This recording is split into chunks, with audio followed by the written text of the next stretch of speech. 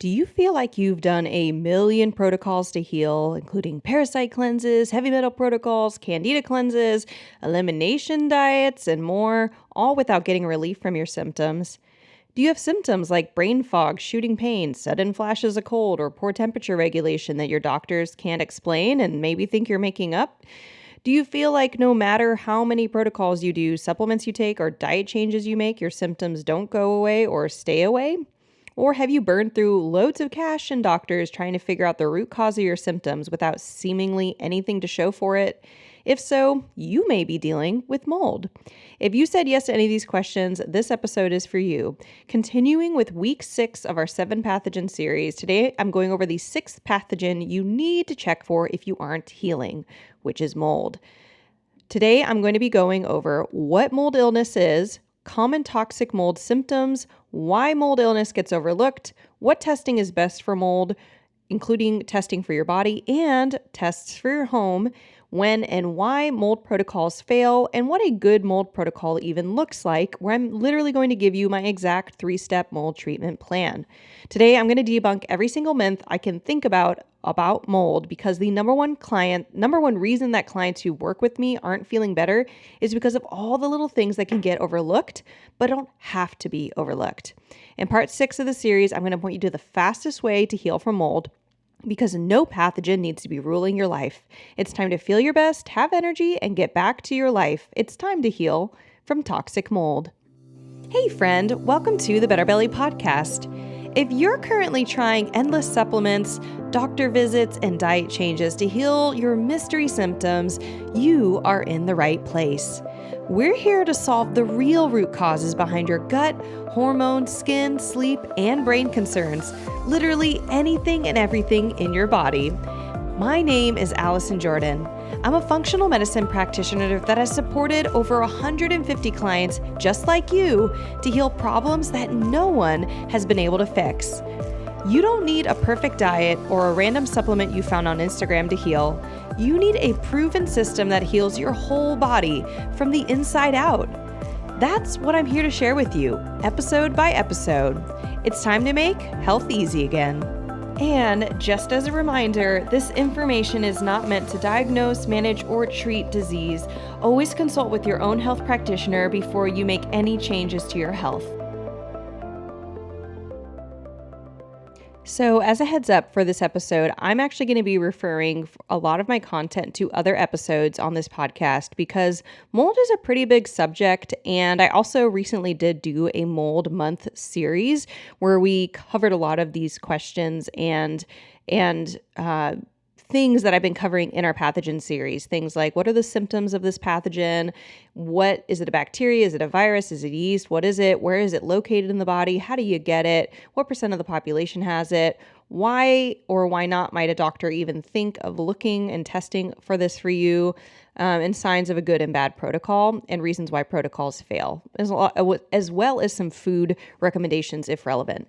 So a lot of these things I did have talked about in other episodes, but I did want to have this episode as a placeholder in some ways for this 7 pathogen series, because when I'm working through clients in their health, I've really found that it makes sense to work through pathogens in a specific order. And I find that mold, if you have if you have to order 7 pathogens up, which includes Lyme is our very last one, which is going to be next week. Things like H. pylori, candida, parasites, SIBO. I feel like I'm missing one. All the ones in the last 7 episodes or the last 6 episodes, what order are you going to do them in? So these episodes have been released in the order that I would get rid of both. You want to test for these pathogens and then you want to get rid of them in this order. And I found it works really well with the immune system, with how difficult the pathogen is to get rid of, with getting some fast wins. So you start to feel better, even if you're not done with all of your pathogens. There's so many different reasons for doing these pathogens in the order that they do them in.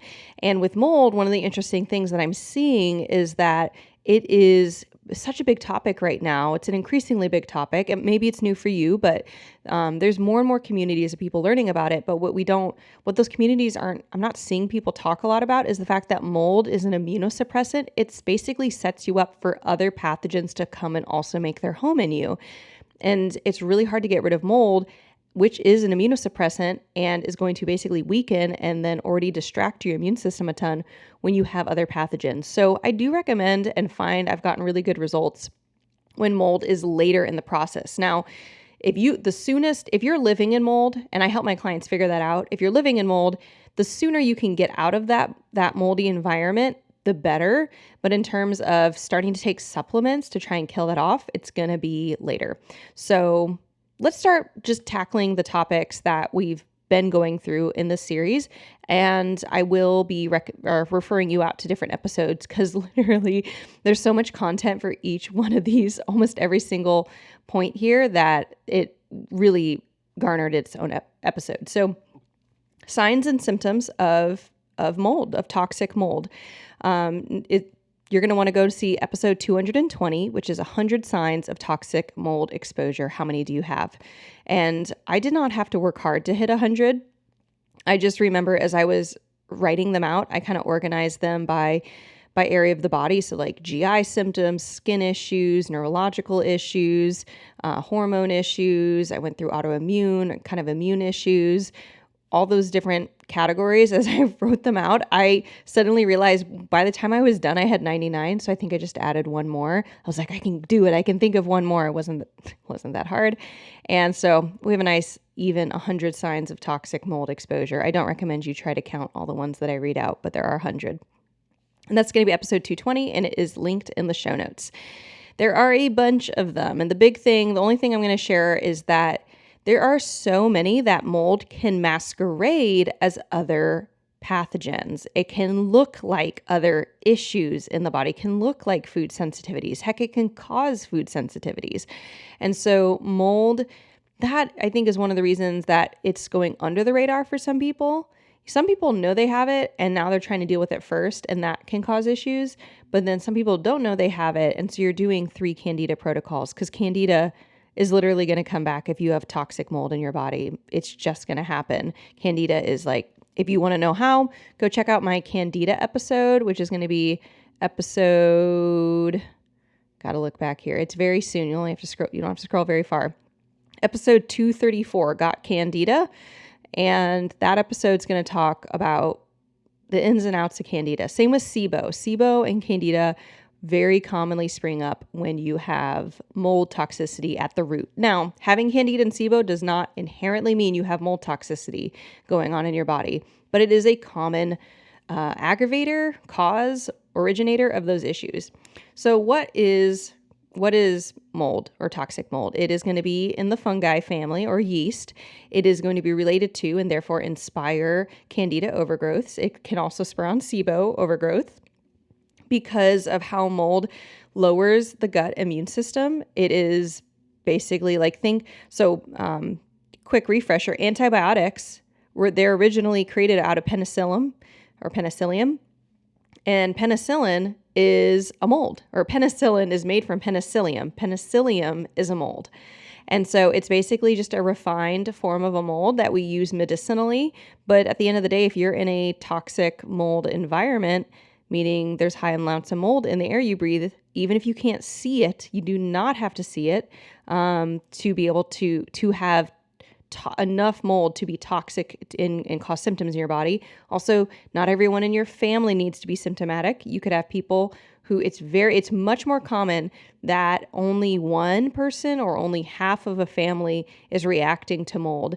And that is because of different genetic differences and even differences between men and women. Testosterone is inherently protective against mold and toxins, mycotoxins. And so it's just an issue that a lot of times men are not getting the symptoms and women are. By no means does that mean that they're not being harmed.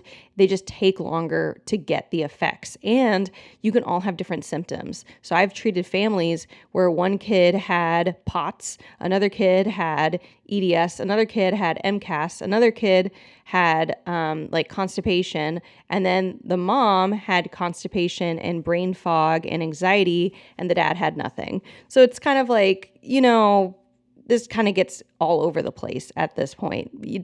That's why mold, it's this chameleon, right? Going back to the signs and symptoms of mold, it is different for everybody, even in the same household breathing the same toxic air. However, that toxic air is going to lower the gut immune system, and it's going to damage what we call the myoenteric plexus of the gut. And that is the natural movement of the gut to push food through it. It's what I call the natural gardener of the gut, where it keeps down bacterial and candida colonies or yeast colonies to normal levels. But when that myoenteric plexus of the gut is damaged, then you get slower motility. Doesn't mean you don't have diarrhea, but it does set you up for constipation more often. You often get acid reflux. You often get bloating, and you get the SIBO and candida overgrowth, one or both. And again, sometimes neither, but we're not working with rules. Mold does whatever it wants, and it attacks and damages you however it can. So it is a fungus and yeast, but interestingly enough, what you are reacting to is not necessarily the actual mold spore. The biggest and most toxic part of mold toxins is the you could call it the fruit or the pollen of the mold spore, which we call mycotoxins. Mycotoxin is, so mold, it's not an animal. It can't get up and like attack you with claws and fangs, right? Even a mouse can do that. If it really wanted to, it could attack you, but it doesn't move. So it uses chemical warfare to damage things around it so that it can have space to grow. It's just kind of doing its job to try and live and survive. And it uses things like water to, like, if you can have water, you can grow mold in 24 to 48 hours of that water being there. And it doesn't have to be there every day for the mold to be thriving just fine. Even, just a one-time exposure to water on drywall can create a mold colony that will then continue to live on. Not a fun thought. It is true though. And so if you want to learn more about SIBO and candida, go to episode 234 and 235, and I dive more into those respectively. They will be linked in the show notes.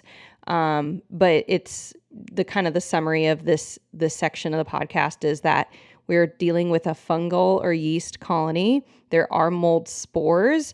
Think of mold spores as the actual like tree. And then the mycotoxin is the pollen that the tree lets off. And that's typically the pollen that's creating the most amount of issues, though the mold spores are not helping. The location in the body, this is crazy. If you compare all the other episodes of like the pathogens, we're like, oh, the it's going to be in the small intestine, it's going to be in the large intestine, it's in the stomach, it's maybe sometimes in the gallbladder. You get to mold and it's like, okay, it can and will be in your sinuses, in your gut, in your mouth, in your lungs, in your blood, and in your cells. It's everywhere. It starts typically in the sinuses, even if you have no sinus symptoms. That is crazy to hear, but I had no sinus symptoms. I got tinnitus. Tinnitus is one of the possible symptoms of mold toxicity. And I got tinnitus. I knew it was a toxic mold symptom. I had to figure out where the toxic mold exposure was coming from. And I share about my journey with tinnitus in episode, it's one of the ones I didn't link. Let me go grab it. Episode 225, My Tinnitus Journey. And that will be in the show notes. So yeah, mold can cause lots and lots of things. And by the way, if you're ever wondering, when I say, let me go find that episode, I actually have a free resource that I refer to when I'm recording that you can actually get access to, which is our podcast episode vault, where we organize all of our episodes by category, so symptom or diagnosis. And you can also just use an easy find function in the spreadsheet to just find keywords that you're interested in. So if you want to have access to that, you can just go to betterbellytherapies.com/get-the-vault. And you can get that podcast vault. You just save the link. You'll have access to it ongoing. And we literally update all the podcast episodes that are on there. So go get the vault, and then you can, there's also a link in the show notes if you want to grab it there. All right. So where are we at? So we just talked about its location in the body, which is bunches of places. It usually starts in the sinus and the mouth, and then you swallow your spit. The mycotoxins and the mold spore fragments get into the gut. then they start to damage the gut lining and they start to colonize in it. You also get it in your lungs because of how you're breathing. So it can cause lung issues. Now, I also had no lung issues, but some of my clients, it's asthma. Some of my clients, it's difficulty getting a full breath. Some of my clients, it's, POTS issues, which is more of a heart blood issue, but also think that the heart and the lungs, they're like hanging out together. And the lungs are a component of our circulatory system. They get oxygen into the blood. So POTS is a blood issue where you're having these like irregular heart rhythms and potentially super low blood pressure and then super high blood pressure. This can be a hugely caused by mold. All right, so where do you get mold toxicity? Typically, the biggest one, the first one you're going to want to think about, and the one you're going to want to spend the most amount of time on is air. Now, I have episode 222 of this podcast is 5 Signs of Hidden Mold with Brian Carr, who is a certified mold inspector from Yes We Inspect. And he's going to talk about 5 signs you can look for mold that don't include just black spots on your wall.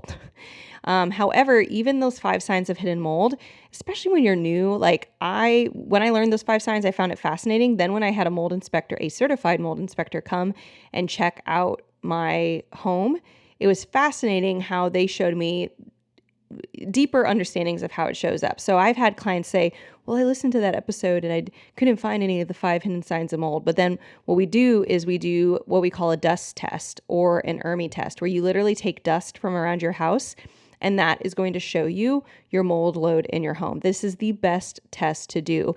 And in that episode 222, I share links to the ERMI test and to the dust test. Now, the dust test is actually a home mold test that Brian and his team made, so it's why I recommend it. I do not recommend a petri dish testing like immunolytics, which I once used, and you just get too many false negatives. It has to do with air what particles in the air just happen to be falling at that exact moment. When you test for dust, you're looking at, weeks and months of history of dust buildup. And so there's no way you cannot catch the mold toxins and mold spores that are going to be there. You also don't want to do open air testing, which is the most common form of testing that mold inspectors, and I say quote unquote mold inspectors, bad mold inspectors. No one ever has a label like bad mold inspector, but that is such a big issue. And I really talk more about how to find a good mold inspector in episode 223, which is my 3-step mold treatment plan. This is literally, if you just want to know how to deal with mold, you want to hear the beginning to end process, not from the perspective of 7 pathogens, but just from mold, go listen to that episode. And I talk through the exact process that I go and have created inside of the Better Belly Blueprint. The Better Belly Blueprint is my proven process that I've used with over 600 clients over the last 6 years to heal symptoms across the board, from the gut, bloating, constipation, diarrhea, acid reflux, to hormones like PMS, infertility, so many hormones. I wasn't planning on listing all this stuff. Gut, brain, so we're thinking insomnia, anxiety, depression, poor focus, ADHD, all of the things in the brain. We just help heal all these symptoms. We have clients' autoimmune conditions go into remissions: Crohn's disease, ulcerative colitis, rheumatoid arthritis, and really rare diseases you've never heard of that maybe someone has who's going to listen to this, but I'm just not going to list, because we get a lot of rare autoimmune diseases coming through as well. And those go into remission when you get rid of the toxins. The immune system in an autoimmune condition is reacting to something, and the goal is to find what that something is, not simply placate the immune system by putting it to sleep with medications, which is what doctors do. That can be a useful strategy for short term, just like calming everything down, but it doesn't heal anything. So again, if you want to just hear the mold treatment plan before you even join, get an idea, compare to what you're currently potentially doing with some other practitioner, go listen to episode 223. And I highly recommend, if what you're doing right now is totally different, join our program and we will walk you through it and the exact steps you need to do, give you tools, spreadsheets, access to the exact supplements you need at a discounted rate. We'll give you every tool you need every step of the way, so it's easy as 1, 2, 3. So you're going to get it from your air primarily, and then you can, other sources you might get it, which I'm going to say this, but So many people want this to just be the main, I'm sure I just got it from this. No, you did not get this level of toxicity from this thing, but it's called food. You can get mold from food. The biggest issue with mold in food is not that it's your primary source of the toxic mold. It is that it actually causes a speeding up of developing food sensitivity. So the most common foods that have mold in them are ones that are stored in silos in large quantities. So think grains like wheat, corn, rice, quinoa, soy. Soy is not quite a grain, but kind of. And then think other things that are big consumerism, like people love to consume, and we're going to be storing in large quantities: coffee, chocolate. These can be very high mold products. And I see so many clients, including myself, developing food sensitivities to these permanent ones that you can't undo because of the body associating that food with the toxic mold exposure you're getting primarily through the air. It's like, it's just reacting to all of it. Oh, every time she eats that corn, it's coming in with a load of mold on it. And I'm not saying the corn looked moldy. It doesn't. Your tortilla chip or your whatever you're eating, the canned corn, it doesn't have to look moldy. It can have mycotoxins in it still.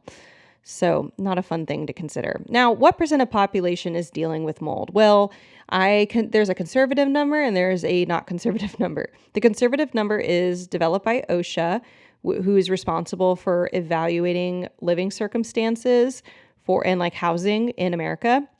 And OSHA suggests that there's 25% of homes in the U.S. have water damage is actually what's evaluated, water damage. And water damage always equals mold. With the current state of how our buildings are made and the amount of drywall usage, et cetera, et cetera. So 25% of homes, that's a minimal. So that's thinking 1 out of 4 people has exposure to a water damaged home. A higher number, I'm hearing 60%, and I shared in one of my mold episodes in the Mold Month series, I shared I could not for the life of me track down where this higher number was coming from, but I've heard 60% from so many functional practitioners who practice in mold, like Dr. Jill Krista, Dr. Jill Carnahan, Matt Kelly, that I just run with 60% of being closer. That's honestly what I feel like. What I see is a lot higher number of people suffering from toxic mold. So that's your range, 25 to 60%. And honestly, none of these numbers are good. So reasons a doctor or a functional professional might test you for mold is if you have symptoms that they are familiar with, like you're sensitive to everything, like scents, supplements, you have a lot of increasing food sensitivities. But that 100 symptom list, it confuses and muddies the water for everything. So like tinnitus can be caused by hypothyroidism. Tinnitus can be caused by a head injury, right? So tinnitus, which is what I had, doesn't necessarily mean you have mold toxicity. There's so many potential other causes for symptoms that mold will cause that you really have to have a practitioner who almost assumes mold is going on, which is not fun for the practitioner. They don't like feeling suspicious of everybody being in toxic mold homes. But when you have someone who has a health history of nothing I do works, everything, I'm sensitive to more foods than I ever have been, and I'm healthier than all my friends, and yet I feel worse. And you hear these same things over and over again, and you're like, I really feel like mold could be at the bottom of this. And then if there is any known history to that person of water damage, maybe it was, I had a home I grew up in and the basement flooded one year, or the carpet was always soggy, or we bought or sometimes the symptoms will start after moving into a new place of residence. So it's like, I had perfect health until I started grad school. It's like, well, it's not just grad school was stressful. Maybe you moved into a moldy apartment in grad school or in college, or as your first home out of college when you moved away from your family. But it also could be that you lived in the same home for 20 years and in year 15, you had an unknown low-grade water leak that has shown no signs, and that's just hanging out and building up for the past 5 years. And that's happened to clients of mine too, where the symptoms, I'm always looking at when did the symptoms either start or significantly worsen. So some people, we really think that they got their first mold exposure when they were a kid, 5, could be younger, could be 8, could be 12, and that maybe they've had ongoing bad luck of buying homes that are water damaged. And by bad luck, it's honestly it's pretty easy. It's pretty easy to get a home that's water damaged. But we are not being taught about how to find it. And home inspectors are actually, this is really interesting. I learned this from Brian Carr, who's a mold inspector. And he says home inspectors, that part of how they get jobs is that they have good relationships with realtors, and the realtors know that this person will find the crazy bad stuff, but they're not making every transaction of a home super difficult by being too paranoid, right? They want a home inspector who's kind of middle of the line. Well, if a home inspector is really good at finding mold, suddenly the number of homes that they have issues with is going to increase, and it's going to make that realtor have a much harder time selling homes or helping buyers buy homes, because that home inspector is finding too much mold. They're basically causing problems with almost every transaction. So home inspectors are really, when you're like buying a house, they will look out for the crazy bad stuff, but they are not incentivized to do a simple additional testing. I mean, it's not cheap necessarily. It's a couple $100s, but it is, doesn't take crazy equipment. Like a dust test or an ERMI would suffice. But they are not recommending those tests because those tests would so frequently show that there's mold going on that it's something that, like when I moved into the apartment we now live in a new city, we tested a dust test for both units, and that we were really, really considering getting. And that was it was really odd because it was the first time we'd ever done it, and we didn't know what we were going to find. But you don't want to move in and be in a contract and have moved all your stuff in and find out that unit's bad, or whether you're buying or renting, find out it's bad after you move in. It's way more effort to have to move out after that. So biggest reason practitioners don't test is because they believe mold doesn't make you sick unless you're allergic to it. So let's talk about this paradigm of allergy and what's going on with this myth that mold doesn't make you sick. So an allergy is an IgE mediated response. E is allergy. So like if you have a peanut allergy, it's an IgE response. If you have a dairy allergy, meaning I have a friend who has a dairy allergy and her ears will swell up and she'll get like an ear infection, usually a cold, just because she can't drain her lymph in her head anymore. So that's an IgE response. Usually there's swelling involved. It's very intense. You can have a mold allergy. That is a real thing. It means you're reacting to mold spores.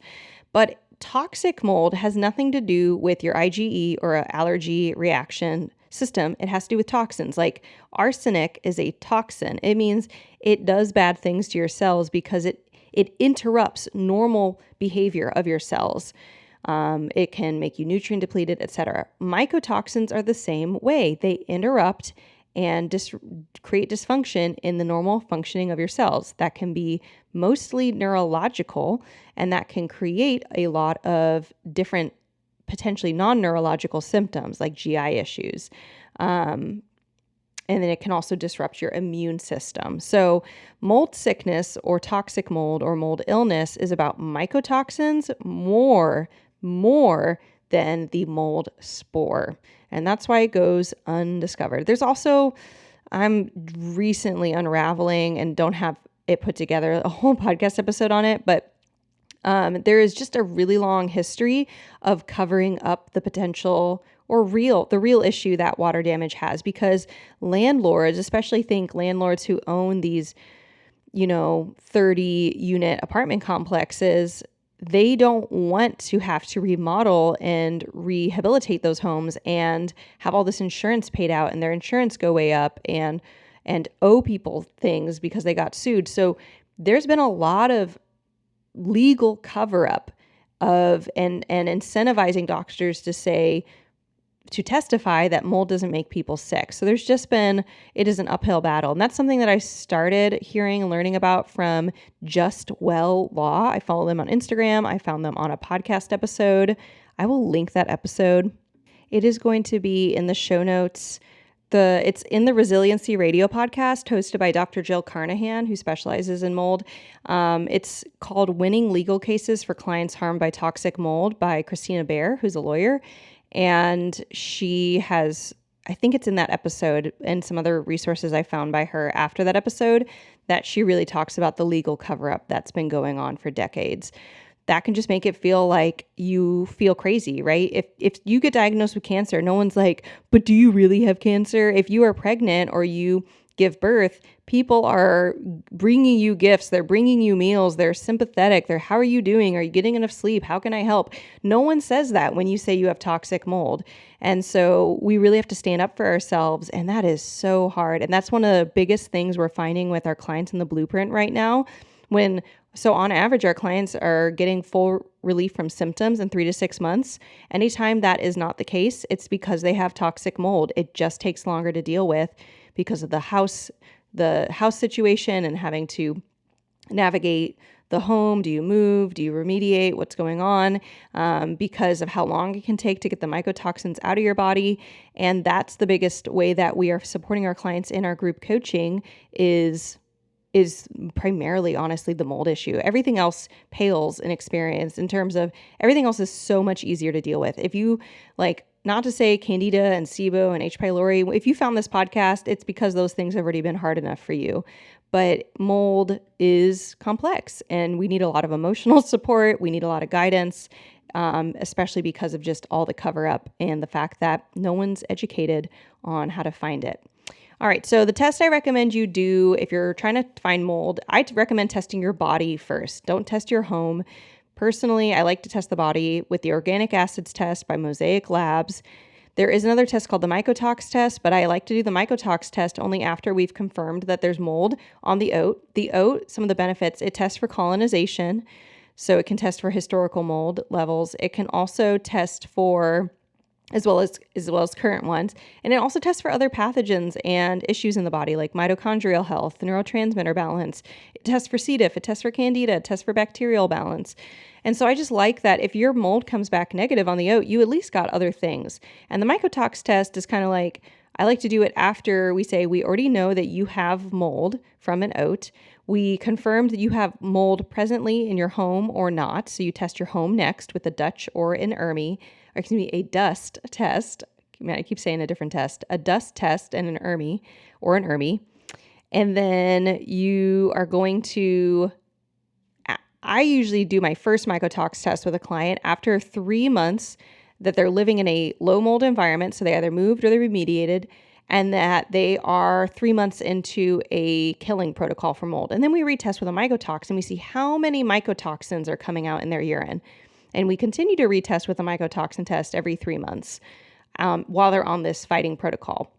So what you want to look is you want to see you're done with a mold protocol when your symptoms are gone or super minimal and the mycotox test comes back basically blank. That's when you're done. There is no set time period. There's no do a mold protocol for 2 months, do a mold protocol for a year.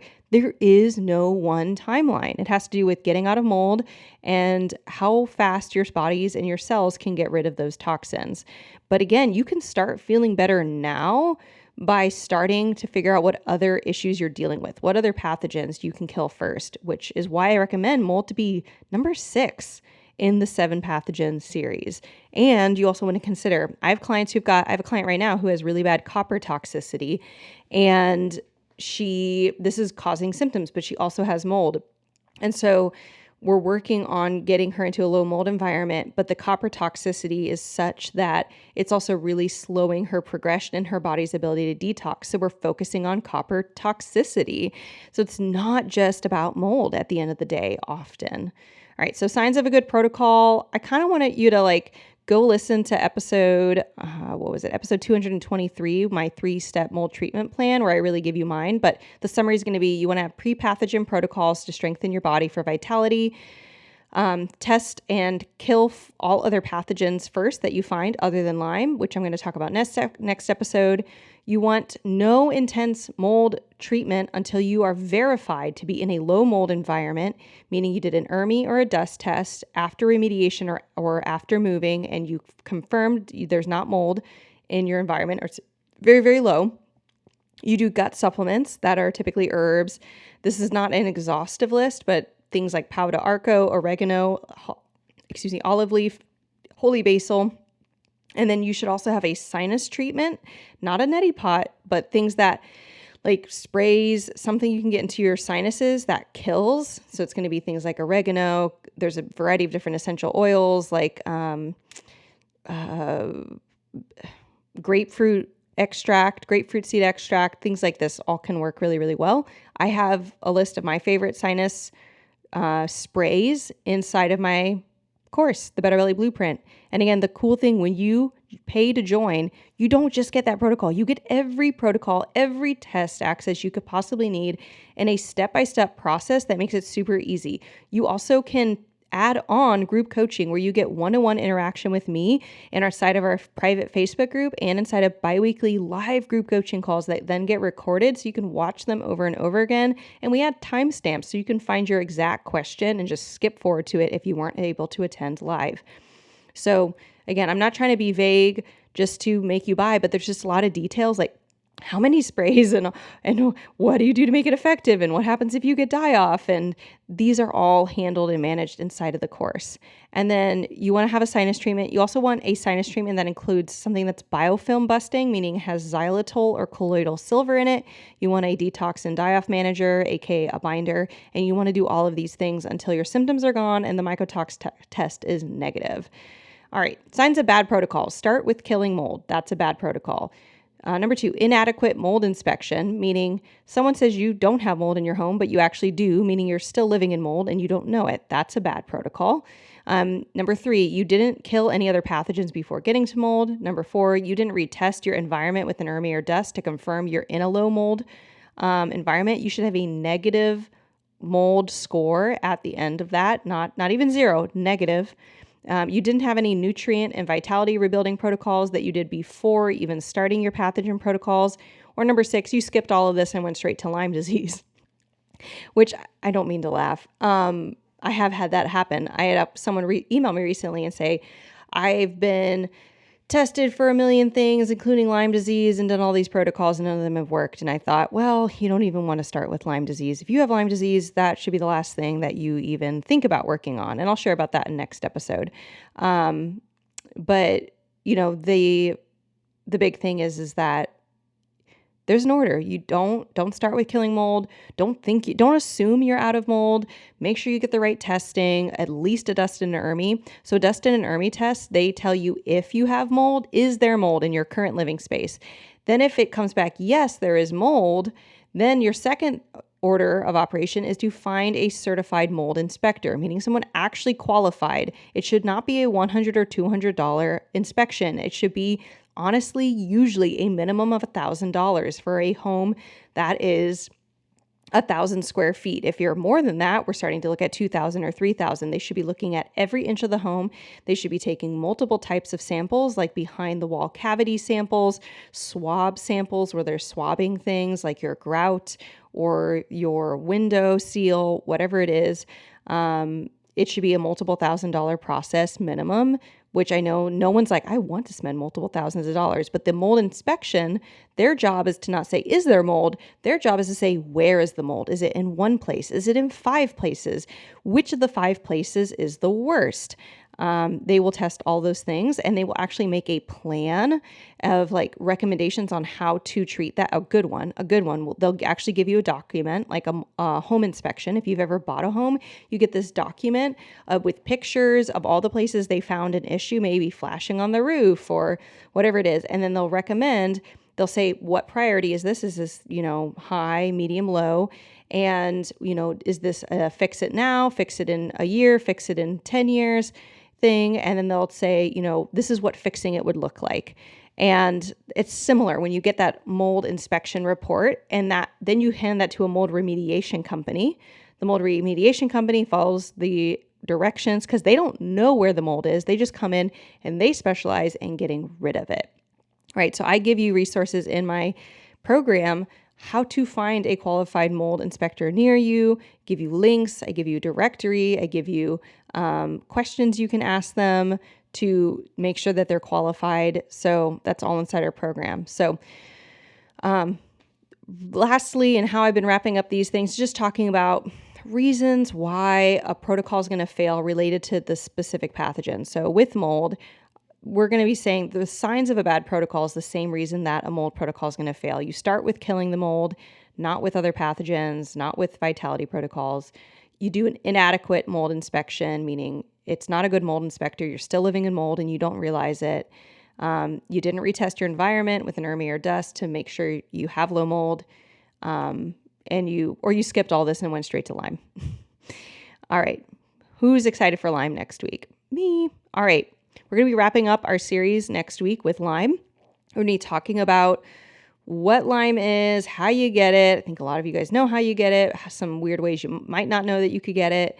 We're going to be talking about, and we're going to talk about how to get rid of it and why protocols for it haven't worked yet and what to do instead to make sure it works. So you can just finally feel better and stop wasting your money trying to get better on practitioners that aren't working. If you want me to do all this work for you, we have a way that you can work together with me one-to-one. It's called our Better Belly VIP option. It's where I personally take you through the entire Better Belly blueprint process myself, so you save time and you don't have to do it yourself. If you are ready for this, you can go click a link in the show notes. It's option number 2, work one-to-one with me as a Better Belly VIP client. You can pick a payment plan option or pay in full. But if you also are just not sure if Better Belly VIP is right for you, you can book a free 20-minute application call by going to betterbellytherapies.com/VIP or clicking the link in the show notes. I would love to work with you. I have 7 more spots to work with me as of this recording, so it might be less when it releases. I have 7 more spots to work with me in 2024. So if you want to be feeling your best for 2025, now is the time to book this.